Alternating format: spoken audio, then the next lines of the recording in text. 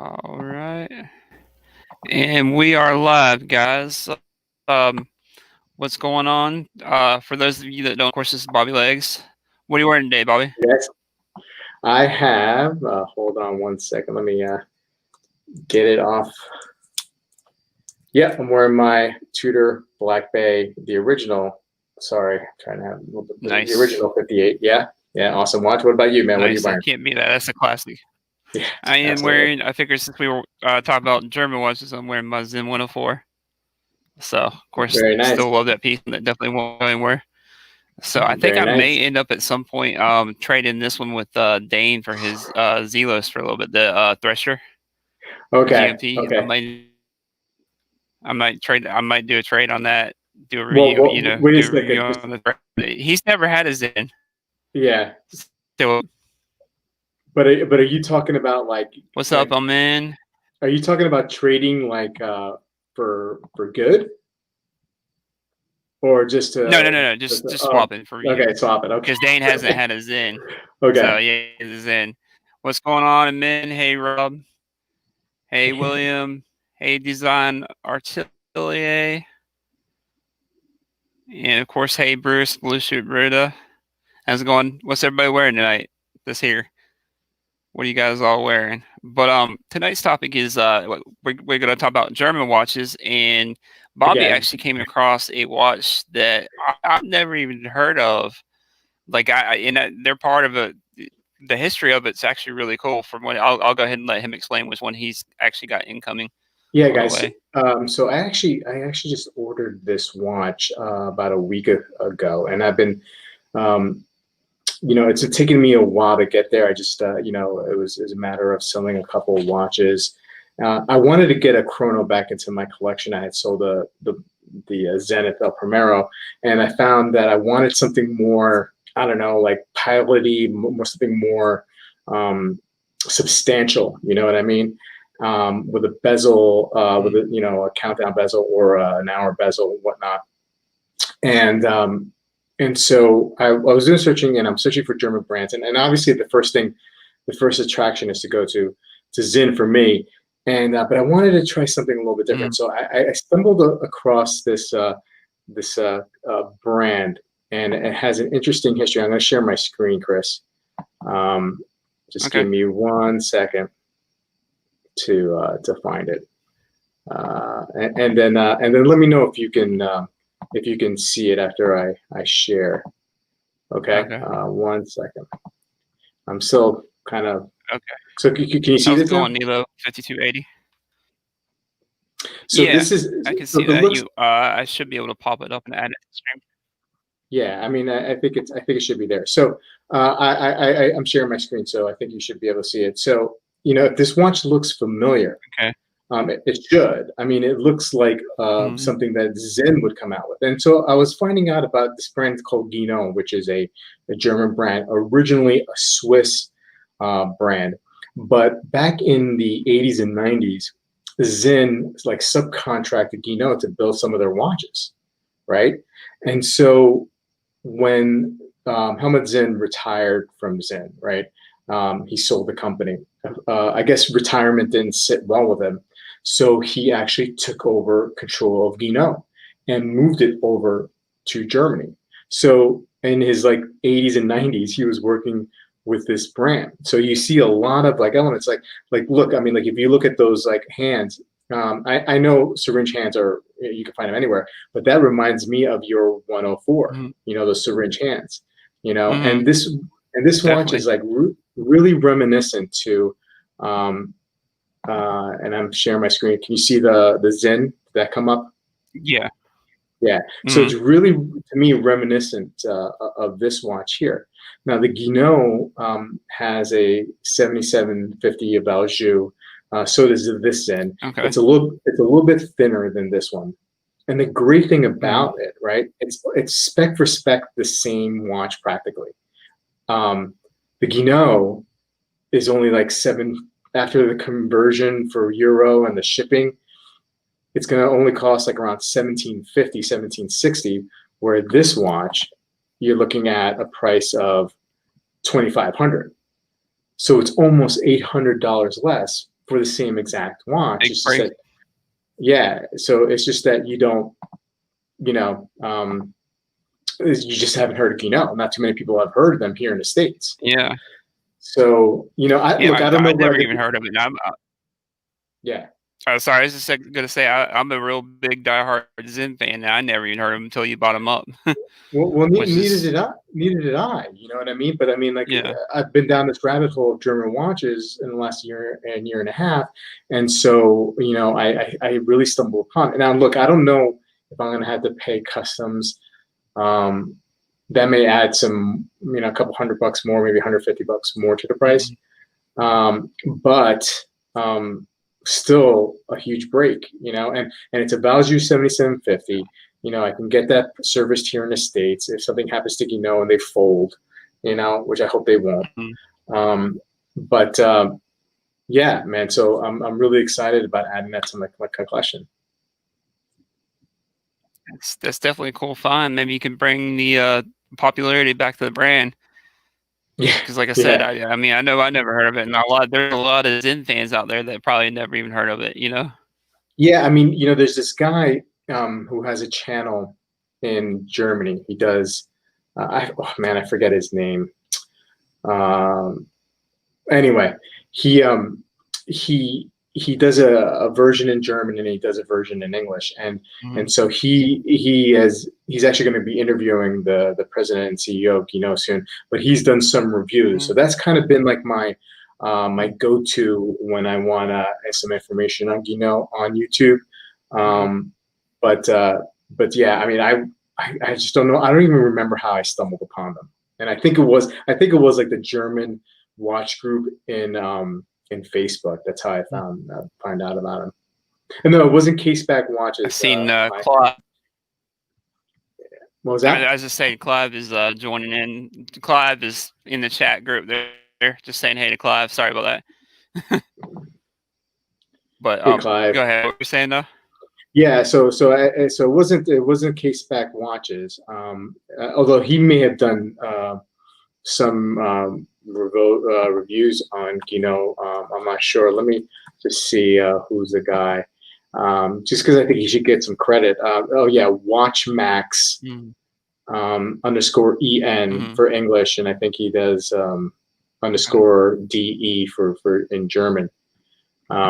But yeah, and I'm going to reach out to the guy, that guy WatchMax, because I think it would be interesting to do a stream with him or a video with him. Yeah, Axel, that's it. His name's Axel from WatchMax. That's right. Thanks, Nelo, for 5280. Thank you. Okay, that's definitely interesting. Like I said, that's definitely a brand like I've never even heard of, which is really cool. Yeah, I plan on doing it when I get it. Do they have a huge lineup of watches? Well, so they do. They have a ton of different kinds of chronos, right? That's their main thing. They do have a couple. They do have a pilot watch. They do have a regular kind of like classic time only watch. But most of on their website is all chronos and different kind of chronos, like a more like a racing pilot, like all types. But so the MSRP on that Clive, it was in euro, but with the conversion and the shipping, it came out to 1760.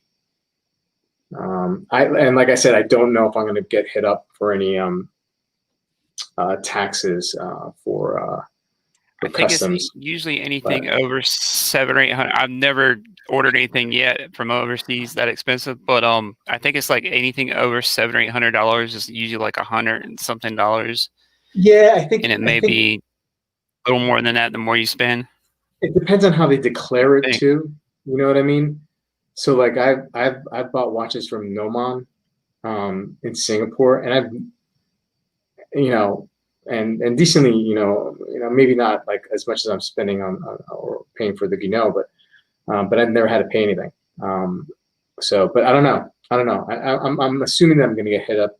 Hopefully, it's like, you know, not too crazy, but it's still going to be well under a comparable Zen, the comparable Zen 103. You know? Oh yeah, definitely. What's going on, Ivan? Three Hands Media. That's I've been there. Yeah, Evan. How you doing, man? And then Craig Yeah, G is staying yeah, you have to $800 massage, but limit. yeah, yeah, it depends. It depends. You're right, Craig. I mean, like, I'm probably gonna get hit up, but that's okay. I think I'm still, I'm gonna be very, very happy with that chrono. I mean, I love Zen. I'm a Zen fanboy, but I like the fact that I feel like the Gino is practically a Zen, and not too many people have heard of it. You know what I mean? Yeah. And it's going to be a Yeah. watch that's probably going to stay in my collection. I don't think I'm going to flip it because I don't think I'm going to be able to get much for it because nobody really knows much about it. But that's not here or there. I'm keeping it because I really, really like it. Yeah. Yeah. Yeah. So I'll find Desmond out, Desmond. OBrien. Good to see you too, Ivan. Yeah, he said they got different trade agreements and duties depending, I guess, on the country where it's coming Yeah. from. And the one thing going on in German watches again, everybody thinks it has to be Swiss, but I feel like German watches they're kind of almost on the same level as Swiss watch quality wise. Like you get a lot of Right. bang for buck compared to the Swiss watches. Like it doesn't like I love Swiss watches, don't get me wrong, but it doesn't have to always be Swiss. Like the Mm-hmm. Japanese make great watches too, but they're just like a little. I'm not knocking them, but a lot of times they're just like a tier below. Like not Right. quite, you know what I mean? But you Mm-hmm. know what I'm saying, I right? know. I know what you But I mean. feel like the Yeah. Germans are almost on par with unless you're talking like Grand Seiko or something like that, of course. But the Japanese offer a lot of bang for buck, whereas I feel like the Germans actually make quality watches Well, compared especially to, especially in this 1,000 to 2,000 range. You know what I mean? Like, think about all the great Zens, right, and the Damascos that are in this range. You know, and now you have a watch like Guinot mm-hmm. that's sneaking in this range, and it's like practically a Zen, and it's cheaper, $700, $800 cheaper than its comparable Zen, its Zen counterpart. You know what I mean? So, I mean, I know we're talking price, and it's not necessarily everything. It's not all about the price, but sometimes it is, and um, Mm-hmm. I just think compared to Swiss watches and Japanese watches, I mean, there's a lot of bang for your buck in the 1,000 to 2,000 range in the German watches for sure. Mm-hmm. And It's I've the been solid build. three hands meeting that you remember de facto that I got Yeah, in a while back. yeah, That yeah, was yeah, actually a yeah, pretty clean watch for right around $1,000 for what yeah. it was. Clean. I mean, it had that Bauhaus design, but clean Hmm. design. One that I've been wanting to try out too is Stova. I've never got a chance to look up this yet, and I Yeah. think I'm pronouncing that right. Which they say Stova. for the $7,800. Yeah, they say for the step. What are they like 7 to 900 ish Yeah, US? it depends. It About. depends. Like it depends. Like their Fliegers. If you go on their website, they have like this like classic 6497, and that's like more expensive. That's like 1,400, 1,500 bucks. But Yeah. some of their um, base ETAs, automatics, and even like their what's that ETA? That's a manual wine. That's not the 6498. The I'll Unitas. Anyway, they're that's under easily under $1,000. You know what I mean? So mm, unless you get like something like a more fancy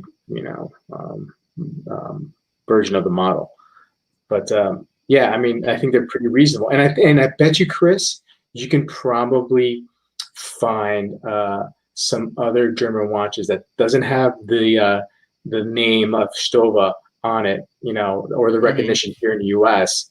that are probably just as good and built just as well. Torby, I think of Torby as another one, and Yeah, Torby is they're really bespoke customized. brand, right? Yeah, I mean, yeah, and you could They're kind customize. of handmade. Yep, yeah. So Yeah. there's so many great German brands. Yeah, and Big Wrist says, "Hey, Bobby, not Tennessee Mike saying Nomus. Nomus is awesome too, and but that's kind of like a different look. That's more like Yeah, they don't have like a Flieger. It's more dressy, like you said. Yeah, dressy. yeah, yeah. Or casual dressy Mm-hmm, kind of mm-hmm. image. And the Big Wrist Laco, Laco Laco. is definitely a great brand. all coming in from Kevin over at Wrong Time Was. So I'm looking forward to seeing what. I think it's the what what was the what was it? I I can't forget. remember what model it was. It's It's the white so dial hard to though, keep like up. 42 millimeter. So many different ones. Yeah. So. Yeah. But yeah, you have an ETA on when you're supposed to get there? I probably should reach out because I don't know. I think I'm starting to deduce that they actually they build to order, right? Because they do offer a lot of custom options for you. So I think and I reach out to them. I reach out to them because they on the site they're doing this thing where they say the movement's either going to be a Valjoux 7750 or an SW Salida 500. So I reached out to them. I was like, I want the Valjoux. Do you have the Valjoux in stock? And they say they do. So at least I know that's happening. I think they are building it to order. So we'll see. Nice. That's also another nice touch. Mm-hmm. Yeah, for sure. So, Tennessee Mike saying that the Cuxhaven is the name of the Laco. I guess it's just coming my way. Thanks, Mike. But yeah, that's pretty cool that they're almost kind of like a built kind of brand too. They make it custom. What were the other options you can get, like Eddas and stuff like that too? Well, you can get this. It looks like I don't think it was an option. I think it's like whatever they had in stock, right? So kind of like how these movements, these ETA based movements or ETA branded movements are becoming less and less available. Nobody knows when. I guess brands don't know when that switchover is going to happen, right? So it depends on how many orders they get in. So they have. I feel like I think they have to put both just in case.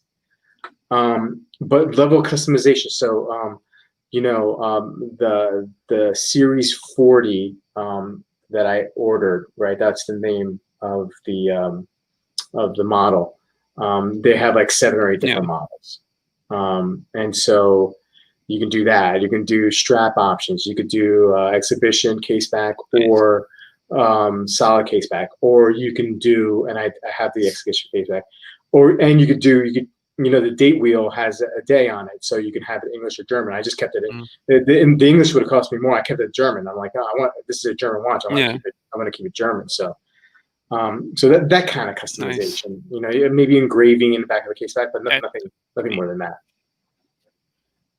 That's a lot of watch for the money. It sounds like. I mean, like I said, if you can customize all that, I'm Flippin Zippo, by the way.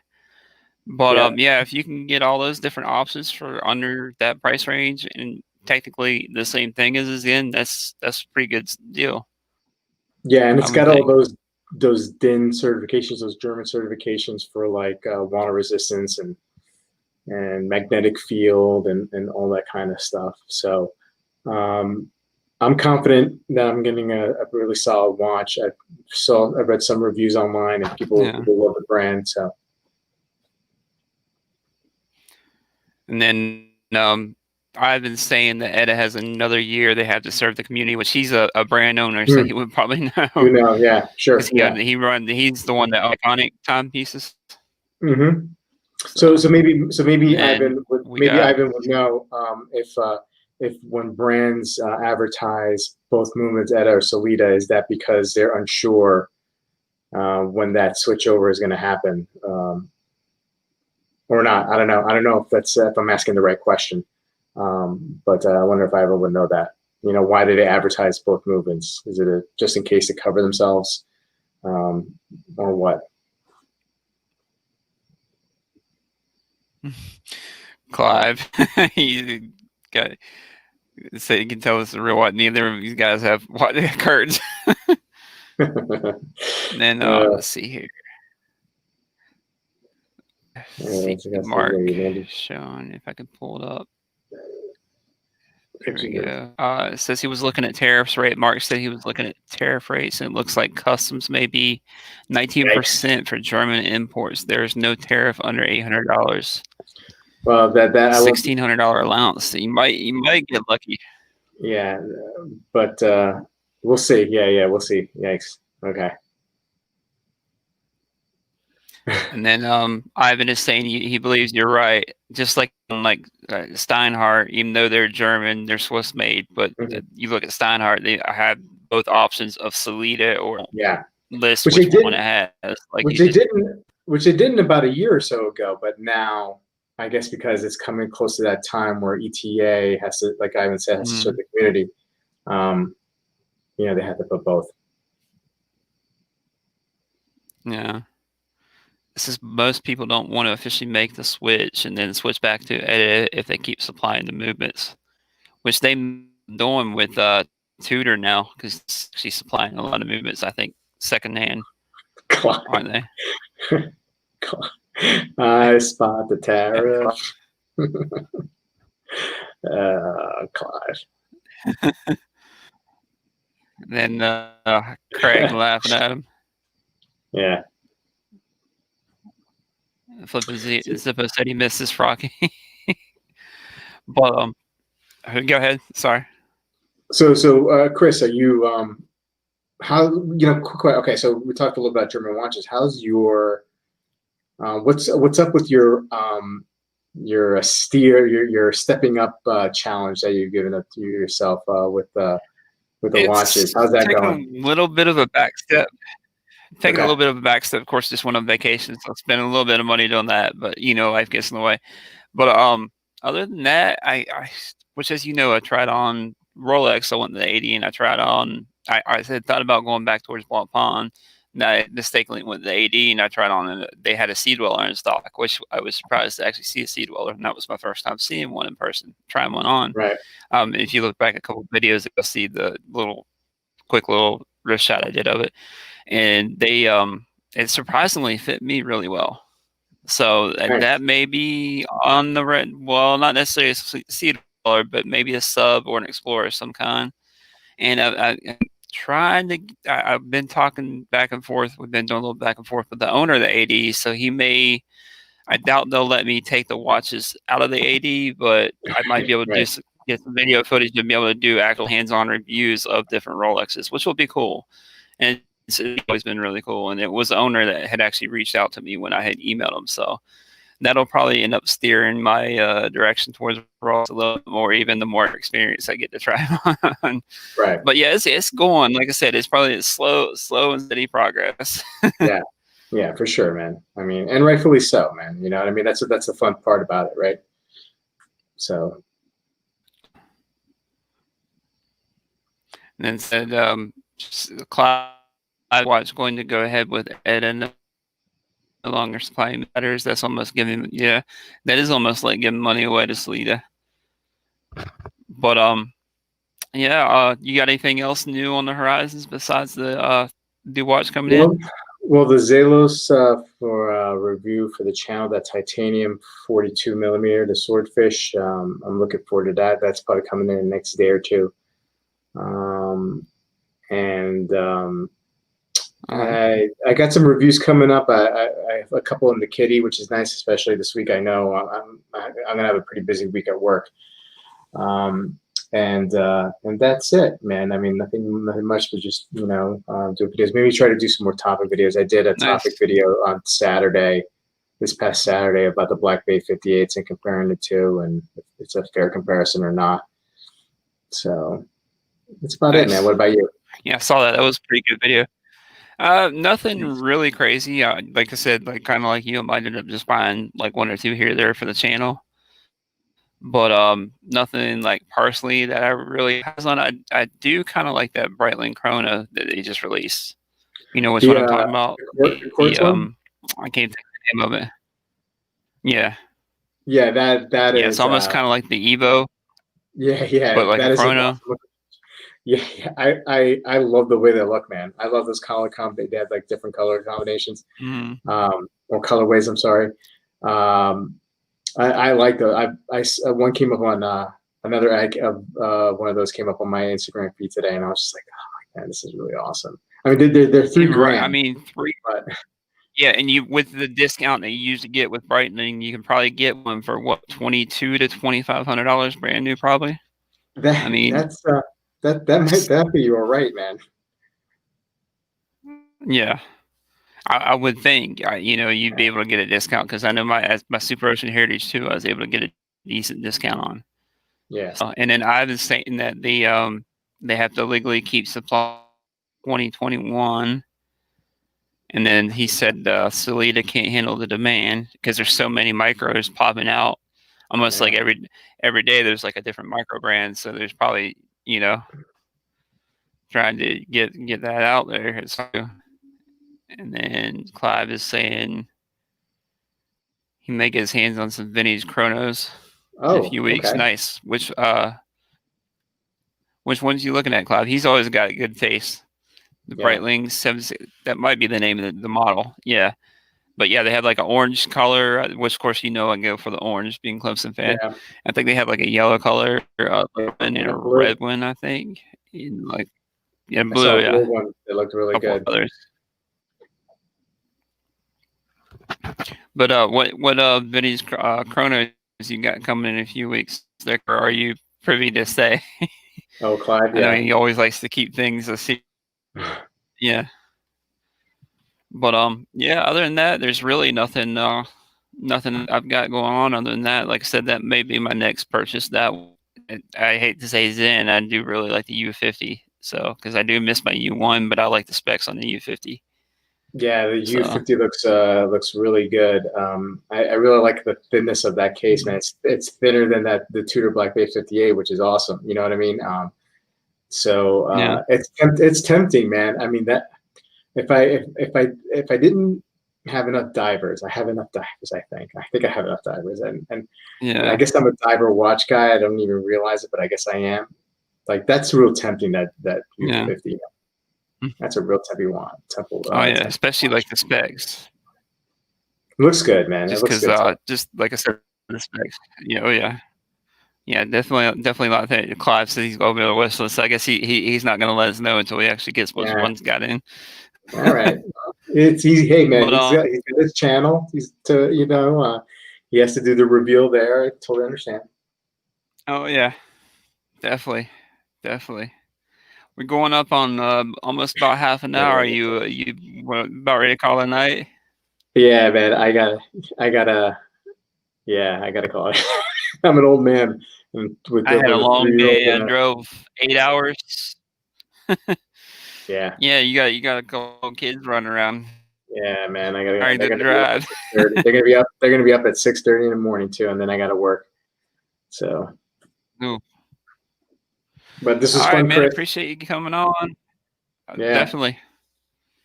And guys, I appreciate everybody coming on and chiming in. I'll catch everybody later. Later, guys. Later, guys.